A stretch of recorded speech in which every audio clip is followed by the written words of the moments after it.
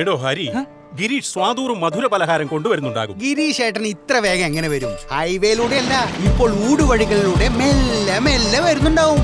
എല്ലാ വണ്ടികളും അവരെ കടന്നു പോകുന്നുണ്ടാവും. പിന്നെ പെട്രോൾ അടിക്കാൻ നിർത്തേണ്ടി വരും. പിന്നെ കയറ്റത്തിൽ ആരെങ്കിലും ഉന്തുവാൻ കിട്ടുമോ ആവോ, ദൈവത്തിനെ അറിയൂ.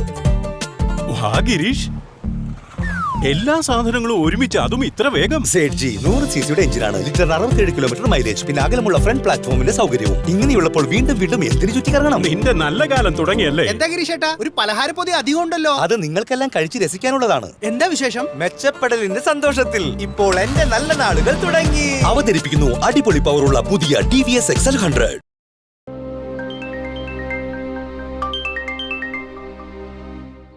ഹലോ, എപ്പോ? എന്താടോ, എന്തു പറ്റി? ശ്രീധരൻ സൂസൈഡ് ചെയ്ത സാറേ.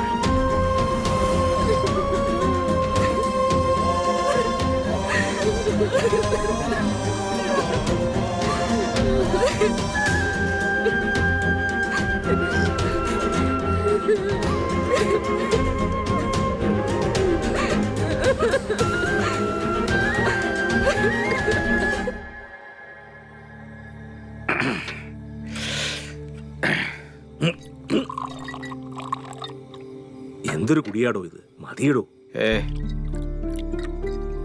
ആ കൊച്ചു പറഞ്ഞത് ശരിയല്ലേടോ.